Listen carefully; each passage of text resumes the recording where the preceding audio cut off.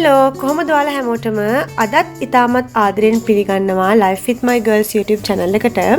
අද දවසත් අපිට ඉතාම විශේෂ දවසක් අපේ ජීවිතේ. අපේ පවුලේ බාලයා අපේ චූටි නංගි මගේ පොඩි දුව ඉස්සෙල්ලාම යාගේ මොන්ටිසෝරි ගිය දවස.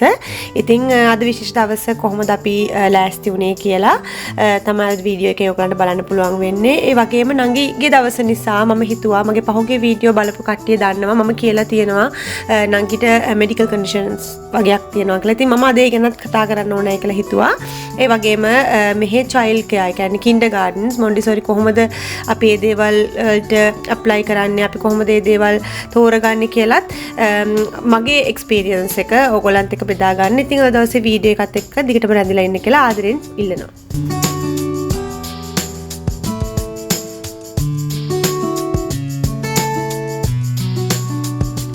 මුලින්ම පටන් ගන්න නංගිට තියෙන මෙඩිකල් කන්ඩිෂන්ස් එක නංගිට අපි දැනගත්තේ මුලින්ම තියෙනවා කියලා ෆෙබ්‍රල් කන්වර්ෂන් ඒත් එක්කම මුලින්ම කියනවනම් මම ඩොක්ටර් කෙනෙක් නෙවෙයි මම අම්මා කෙනෙක් හැටියට මම මගේ එක්ස්පීරියන්ස් එක තමයි මම ඕගොල්ලොත් එක්ක බෙදාගත්තේ. එතකොට මෙඩිකල් ටර්ම්ස් ගැන මම ලොකු දැනුවත්කමක් නැහැ. හැබැයි මගේ දරුවාගේ ඒ තියෙන මෙඩිකල් කන්ඩිෂන් එක ගැන මම මොනවද ඒ වෙනුවෙන් කරන්න ඕන මම කොහොමද ඒ දේවල් මග හරවා ගන්න කියන එක මගේ අත්දැකීම් තමයි මම ඕගොල්ලොත් එක්ක මේ එකෙන් බෙදාගන්න කියන එක මුලින්ම මතක් කරන්න ඕනි. නැත්නම් හිතයි නැත්නම් මොකද මම ඩොක්ටර් කෙනෙක් නෙවෙයි. ඉතින් මෙඩිකල් ටර්ම්ස් ඒක නිසා මම දන්නේ නැහැ. මුලින්ම අපි දැනගත්තේ නංගිට තියෙන කලා ෆෙබ්‍රල් කන්වර්ෂන් කියන තත්ත්වය. ඒක අපි දැනගත්තේ නංගිගේ අක්කගේ අවුරුදු 5 බර්ත්ඩේ එක ගත්තා අපි පාටි එකක්. එතකොට නංගිට අවුරුද්දයි මාසයක් වගේ. එතකොට නංගිගේ ක්‍රිස්තියානි එකත් පාටි එක අපි දෙක එකට ගත්තේ. කොහොමත් ඒ දෙන්න ඉපදුනේ එකම මාසයේ. ඉතින් අපි මේ දෙකම ඒ ටිකම හැම ඒ හේත් දෙක තුනම පාදක කරගෙන අපි ගත්තුවේ පාටි එකේ පහුවදා. මේක මේ නොවැම්බර් මාසයේ උනේ 2022. ඒ පහුවදා නංගිට එකපාරම උණ ගත්තා. උණාවා.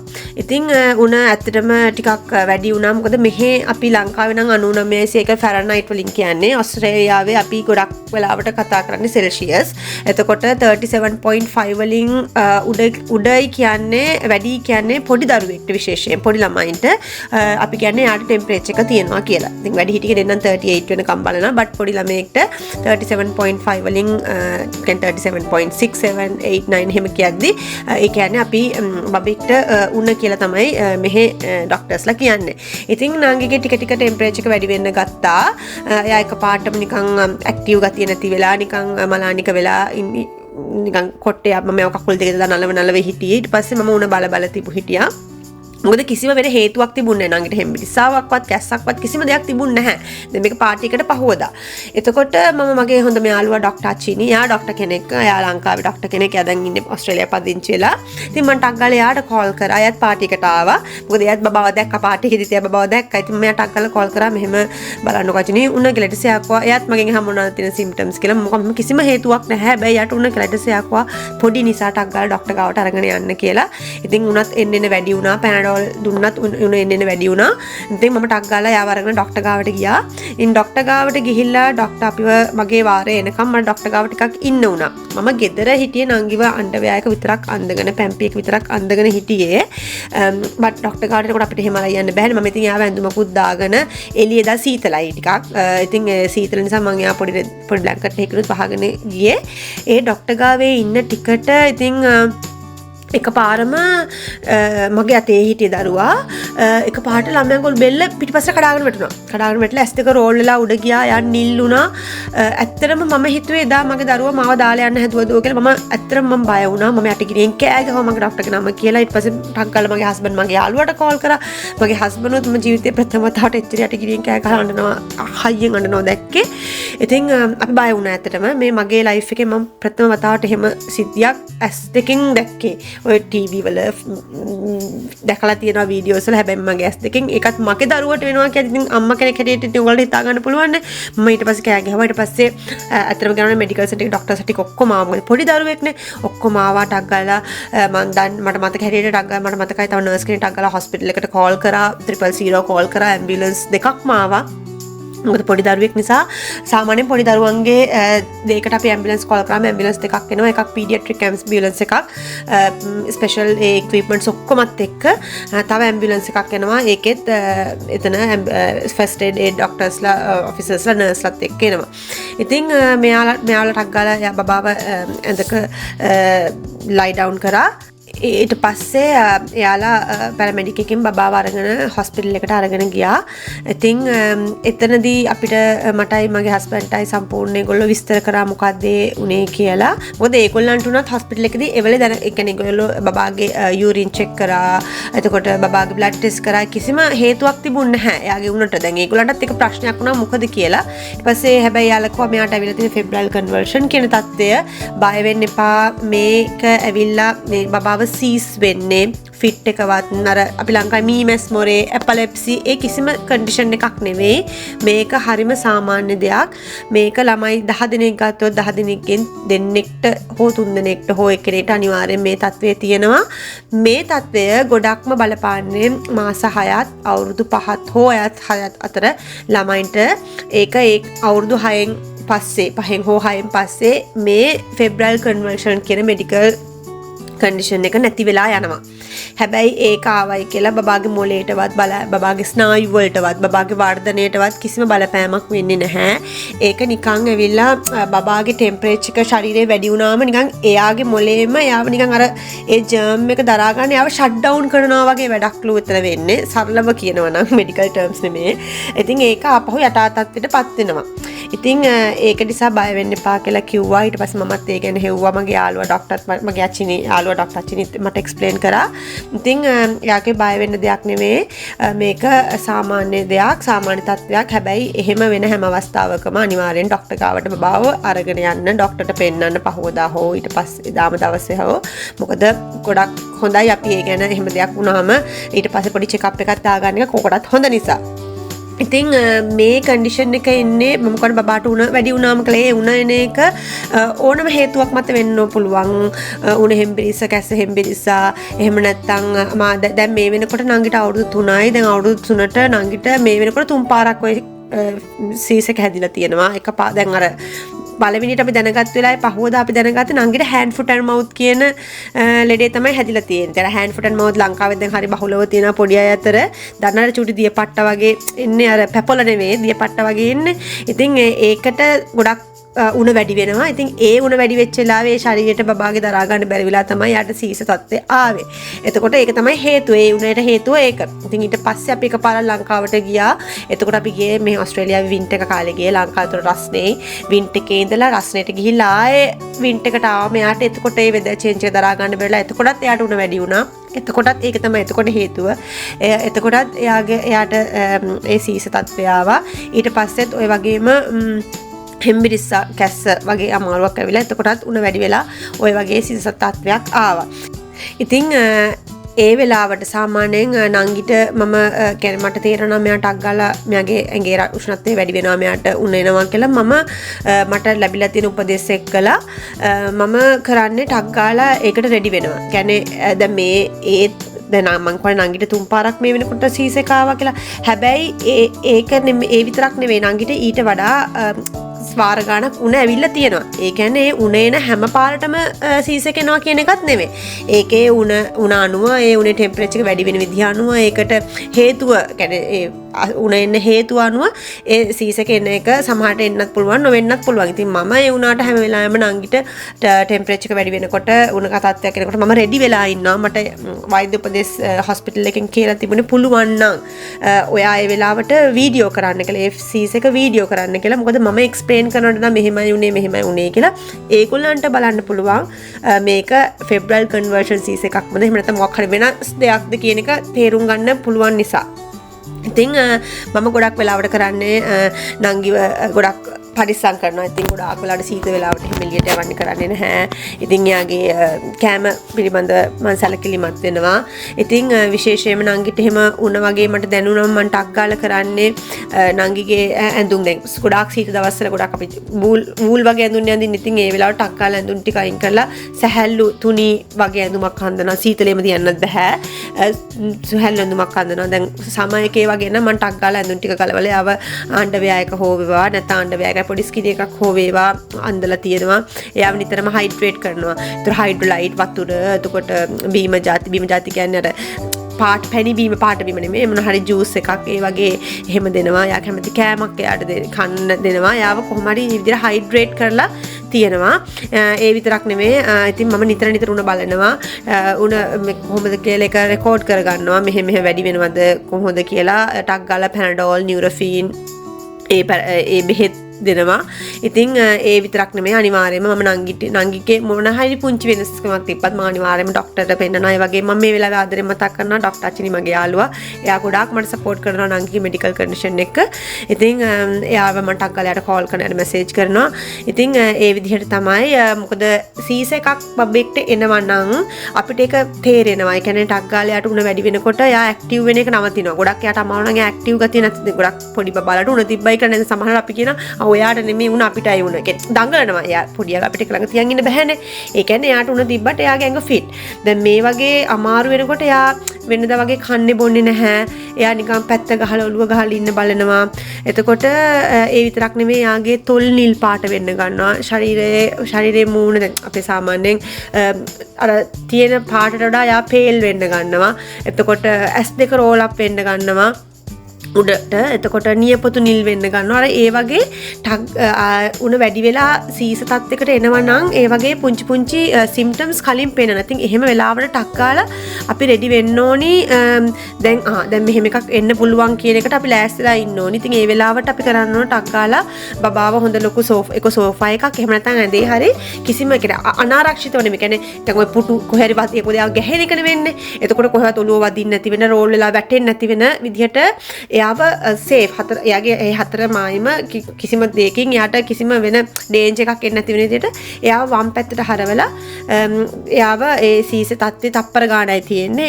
ඒකේ ඉවර වෙනකන් එයාව මොනිටර් කරගෙන ඉන්න ඕනි. මේ අනිත් එක දැන් ලංකාවේ මීමස් මොරෙන් මද යකඩ එහෙම කිසිම දෙයක් කරන්න එපා. කටටවත් මුකුත් දාන්න එපා. මුකුත් අල්ලන්නවත් එයා ගැහෙනකොට එයාගේ අත් දෙක දරදඬු කරලා අල්ල ගන්නවත් කිසිම දෙයක් කරන්න එපා. අර එකම දේ එයා ඒ ගැහෙන වෙලාවට කොහේ හරි ඔළුව වදින්න නැති වෙන්න එහෙම නැතුව එයාව හතර වටේ යාගේ සේෆ් තියාගෙන යාට හොඳට වාතාශ්‍රය එන විදිහට මේ එයාව පොරවන්න කරන්න තෙමන්න මුකුත් කරන්න එපා. එයාව ඒ සීස තත්ත්වයේ තප්පර ගාන එක රෙකෝඩ් කරගන්න උත්සාහ කරන්න ඕන. කරලා ඒ තප්පර ගාන එයාවේ වම් පැත්තට හරවලා තියලා ටක් ගාලා ડોක්ටර්ට හරි නැත්නම් පැරමෙඩික් එකට හරි කෝල් කරන්න ඕන. දැන් මට මේක එක්ස්පීරියන්ස් එක තියෙන නිසා මම ටක් ගාලා කරන්නේ ඒක රෙකෝඩ් කරගෙන මම අනිවාර්යයෙන්ම මේ 000 පැරමෙඩික් එකට කෝල් කරනවා. ඊට පස්සේ ඒගොල්ලෝ මගෙන් ඒ විස්තර අහනවා මොකද දැන් වෙන්නේ දැන් කොහොමද වෙන්නේ කියලා. ඊට පස්සේ මම ඒගොල්ලන්ට එක්ස්ප්ලেইন කරා මේගොල්ලෝ ඒ කෝල් එක ඉවර වෙන්නත් කලින්ම ටක් ගාලා පැරමෙඩික් එක එනවා මෙහෙනම්. ඉතින් ඊට පස්සේ ඒගොල්ලෝ කියනවා නෑ මෙයාව ගොඩක් මොකක් හරි වෙනසක් තියනවා නම් ඒගොල්ලෝ ටක් ගාලා අරගෙන යනවා. එහෙම නැත්නම් එයාලා කියනවා නෑ දැන් මෙයා ඕකේ. ඔයාට ඕන නම් පහවදාට ගිහිල්ලා ෆලෝ අප් එකට ඔයාගේ ડોක්ටර්ට බබාව පෙන්නන්න කියලා කියනවා. ඉතින් ඒ තමයි නංගිට තියෙන පළවෙනිම මෙඩිකල් කන්ඩිෂන් එක. ඉතින් ඒකෙන් එයාට කිසිම ජීවිත හානියක් නැහැ. ඔය ෆිට් එක හැදෙන කිසිම ජීවිත හානියක් නැහැ. හැබැයි අම්මා කෙනෙක් හැටියට මට මගේ දරුවට ඒක මම දැකලා තියෙන නිසා මම මේක එක්ස්පීරියන්ස් කරන නිසා ඒක හරි අමාරුයි දරා ගන්න. ඉතින් ජීවිත හානියක් නැහැ කියන එකේ තේරුම අපි බබා ගැන සැලකිලිමත් වෙන්නේ නැහැ කියන එක නෙමෙයි. දැන් මම ඔයාලට වීඩියෝ එකේ පෙන්නුවේ ප්‍රොබයෝටික්. ඕක ඉම්යුන් සපෝට් එකට ගොඩක් වටිනවා. ඉතින් මම ඔය වගේ මේ ප්‍රොබයෝටික් එතකොට වයිටමින්ස් එහෙම දෙනවා යාළගේ කිරයි නංගිට දෙන්නටම එයාලගේ ඒ ඉමියුනිටි එක වැඩි කරන්න. ඉතින් මෙහි වෙදර් චේන්ජ් එකත් එක්ක ඉතින් කාලෙන් කාලට අසනීප වෙනවා. එතකොට උණ එනවා. ඉතින් ඒක නිසා මම ගොඩක් වෙලාවට ඒකයි නංගිව වගේ මක්කවත් දෙන්නවම පරිස්සම් කරන්නේ නංගිගේ විශේෂයෙන්ම මේ තත්ත්වයේ තියෙන නිසා.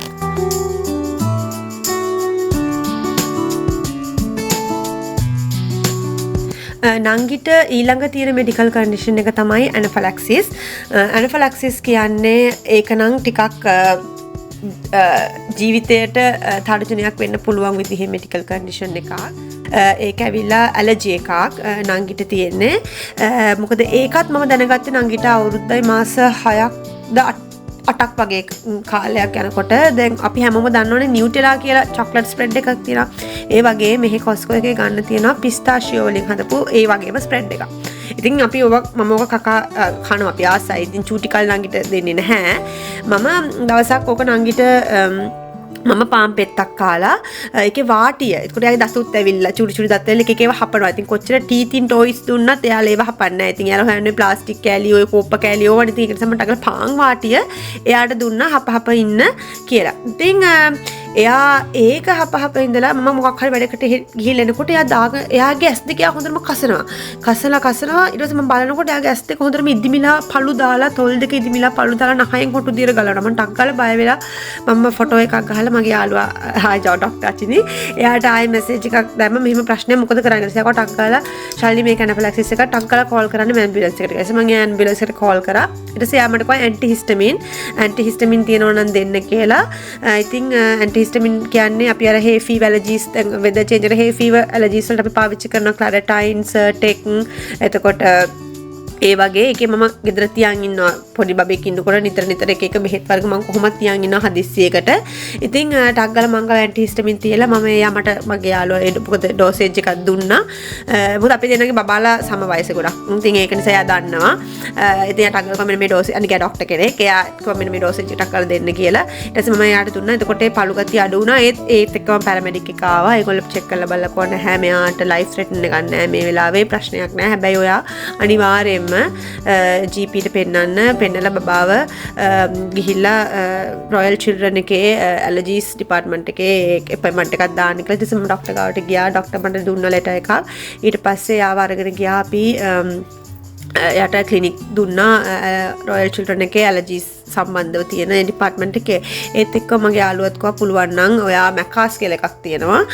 ඒකෙත් අපොයින්ට්මන්ට් එකක් දාන්න. මොකද ඉක්මනට අපොයින්ට්මන්ට් එකක් ගන්න පුළුවන් නිසා. ඊට පස්සේ මට ඒක හැබැයි ප්‍රයිවට්. අපි රොයල් චිල්ඩ්‍රන් එක through ගියොත් අපිට ඒක ෆ්‍රී මෙඩිකෙයාර් එකෙන් අපිට කවර් වෙනවා. හැබැයි මම මැකාස් එකේ දාපු එක ප්‍රයිවට්. අපි ඒක අතින් ගෙවන්න ඕන. ඒත් මම ඒකෙනුත් අපොයින්ට්මන්ට් එක දාලා මට ඉස්සෙල්ලාම ආවේ ඒකෙන් අපොයින්ට්මන්ට් එක. ඉතින් ඒ අතරතුර කිව්වා කිසිම කෑමක් අලුත් කෑමක් බබාට ඉන්ට්‍රොඩියුස් කරන්න යන්න එපා කියලා. ඉතින් මම නට්ස් වර්ග මුකුත් ඉන්ට්‍රොඩියුස් කරන්න ගියේ නැහැ.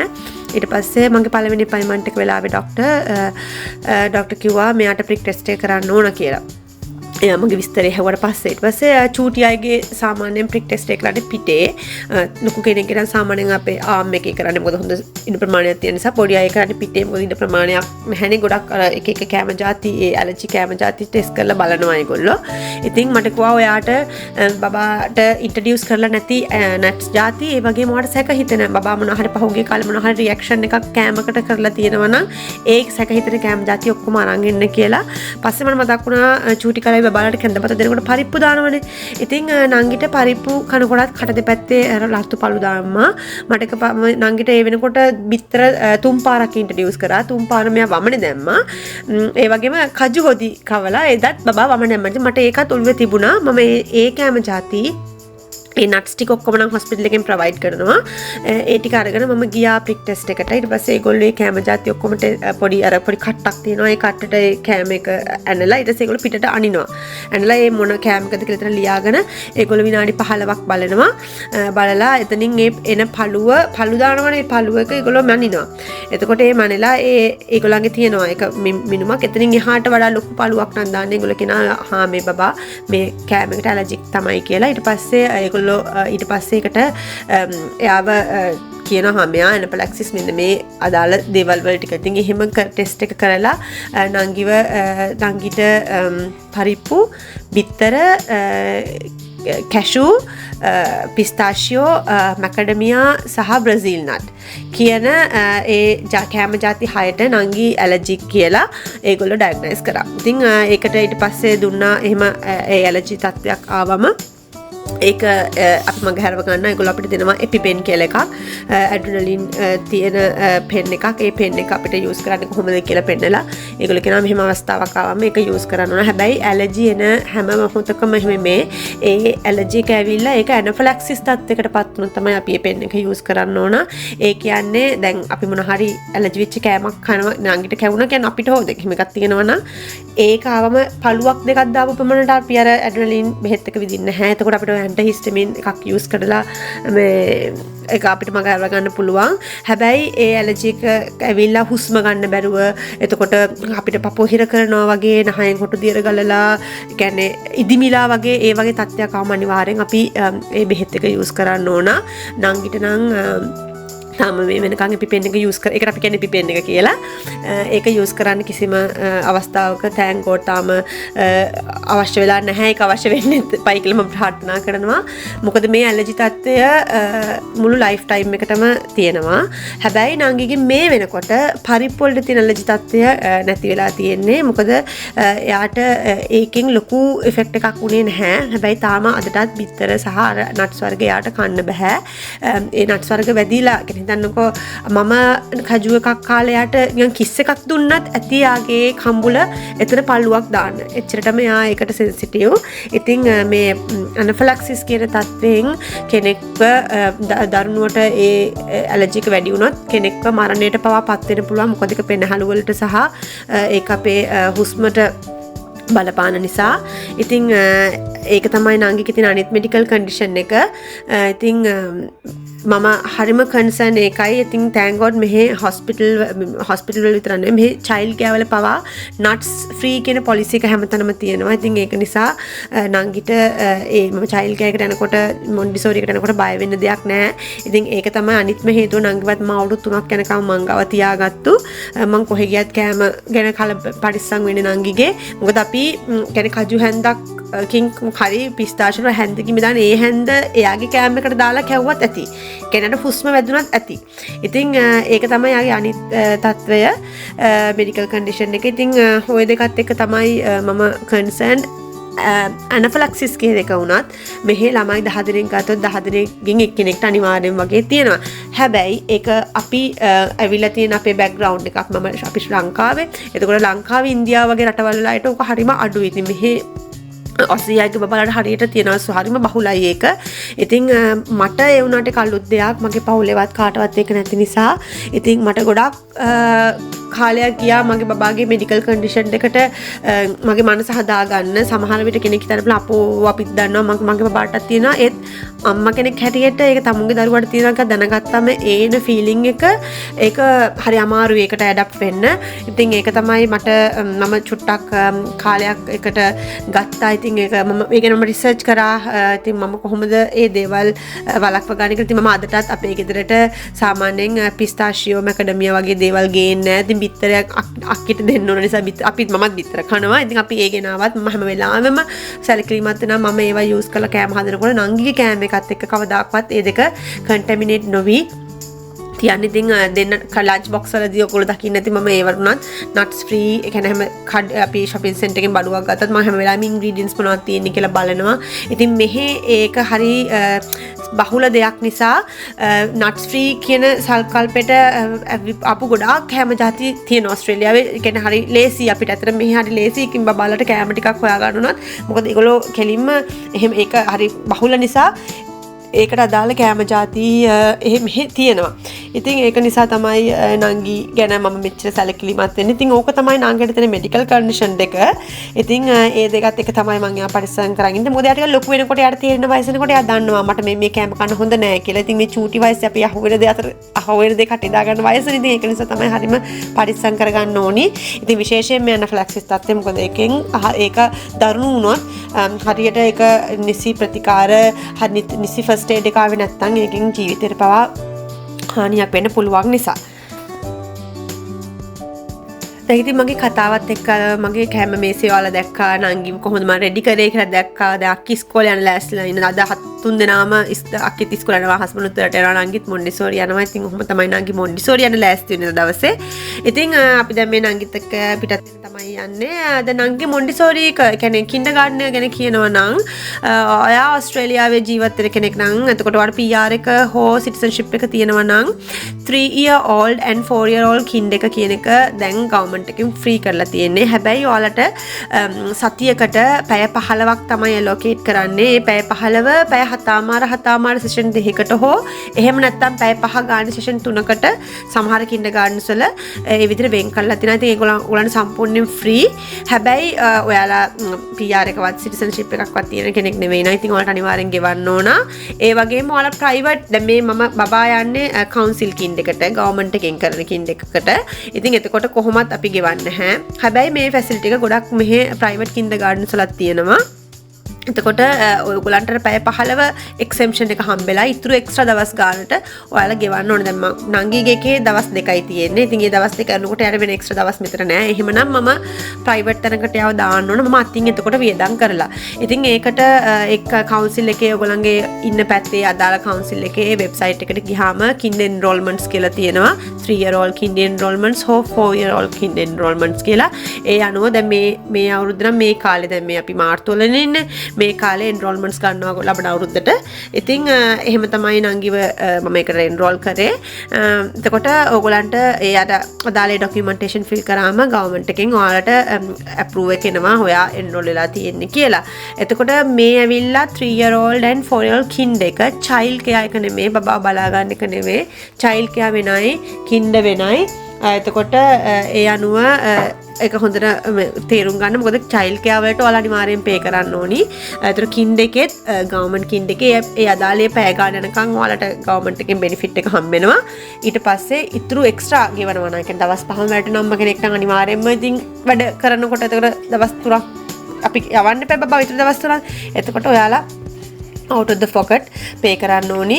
ඉතින් බබාගේ immunization record අනිවාර්යෙන් up to date තියෙන්න ඕනි. ඔයගොල්ලන්ගේ එතකොට visa status ඒගොල්ලෝ බලනවා. බබාගේ birth certificate එක බලනවා. එතකොට ඒ documentations ඒතකොට බබාට නංගිට නම් අනිවාර්යයෙන්ම medical condition තියෙන නිසා එයාට වෙනම forms ගොඩාක් තිබුණා fill කරන්න. ඒ වගේම එයාගේ medical condition වලට තියෙන බෙහෙත් පවා මම provide කරන්න ඕනි. බබාගේ stickers නම ගහලා ඒ doctor ගෙන් ඒ letter එක අරගෙන doctor ට කියලා approval අරගෙන sign කරලා action plan තියෙනවා. ඒ ඔක්කොම එක්ක තමයි අපි බාර දෙන්න ඕනේ හැමදේම. මොන්ඩිසෝරියට පවා නෙමෙයි, කවදා හරි බබා ඉස්කෝලේ යනකොටත් ඒ ડોකියුමන්ටේෂන් මේ විදිහටම ඉතින් දෙන්න ඕන. ඉතින් ඕක තමයි අද දවසේ වීඩියෝ එක. ඉතින් අද දවසේ නංගි ඔහොම තමයි ඉස්කෝලේ ගිහින් දැන් ඔය මොන්ඩිසෝරි ගිහිල්ලා යාගේ මොන්ඩිසෝරි දැන් ඔය මම යාව ගේන්න ගියා හවස ඒ වෙලාවේ. ඉතින් යා හරියට සතුටු වුණා. එයා හරි ආසයි ඉස්කෝලේ යන්න. ඉතින් දන්නේම නැතුව අවුරුදු 3ක් ගිහිල්ලා දරුවෝ ඉක්මනට ලොකු වෙලා. ඉතින් ඔහොම තමයි අපේ ජීවිත ගෙවෙන්නේ. ඉතින් අද දවසේ වීඩියෝ එකත් එක්ක ඔයගොල්ලෝ රැඳිලියට ගොඩාක් ස්තුතියි. ඉතින් අද දවසේ මම හිතනවා යම් කිසි දෙයක් ඔයගොල්ලන්ට දැනගන්න පුළුවන් වුණා කියලා. ඉතින් මොන හරි තව දේවල් දැනගන්න තියෙනවා නම් කමෙන්ට් එකක් දාන්න. මම මේ දේවලුත් ඉස්සරහට විස්තර අරන් එන්නම්. ඉතින් එකට අද දවසේ එකතු වුණේ මගේ පරණ වීඩියෝස් බලන්න මගේ channel එක subscribe කරන්න කියලා ආදරෙන් ඉල්ලනවා. ඉතින් එහෙනම් ඔයාලා හැමෝටම ගොඩක් ස්තුතියි ඔයගොල්ලන්ගේ ආදරයට. එහෙනම් හැමෝම පරිස්සමින් ඉන්න. ඔයගොල්ලෝ හැමෝටම සුබ දවසක්. Okay. Yeah. Let's go. Hi. Tati's at home. Let's go. Kai's over there.